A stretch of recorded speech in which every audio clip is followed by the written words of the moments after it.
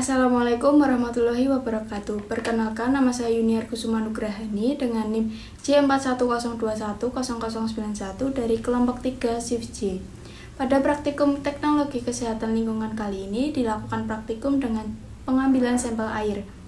Tujuan dilakukan praktikum pengambilan sampel air adalah agar kita mampu menggunakan alat-alat untuk pengambilan sampel air.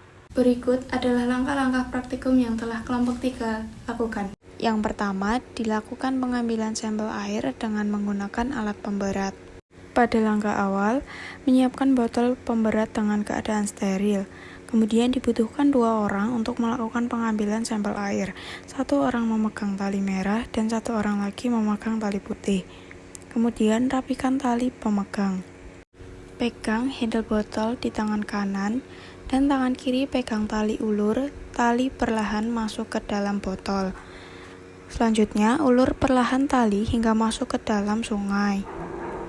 Setelah botol masuk, tarik tali warna merah untuk membuka botol hingga gelembung berhenti. Setelah dirasa cukup, tutup kembali botol. Kemudian, tarik perlahan botol pemberat hingga naik ke atas. Yang kedua, pengambilan sampel air dilakukan secara langsung menggunakan tangan. Cara pengambilan sampel air secara langsung, yang pertama siapkan botol yang telah disterilkan. Kemudian siapkan bansen dan angin-anginkan pada bansen di ujung botolnya. Setelah sudah, pastikan menggunakan sarung tangan dan steril. Kemudian ambil air secara perlahan dan jangan sampai terkena dasar air. Kemudian tutup botol yang sudah terisi air di dekat bansen dan dipastikan tetap steril. Jika dirasa sudah, tutup kembali sampel tersebut menggunakan kertas payung dan tutup hingga rapat. Yang ketiga, pengambilan sampel air menggunakan alat gayung bertangkai panjang. Siapkan gayung bertangkai panjang dan sterilkan di dekat bansen. Jika sudah, ambil sampel dengan cara menjulurkan ke badan air secara perlahan dan jangan sampai terkena dasar air. Kemudian masukkan ke dalam botol dan sterilkan di dekat bansen.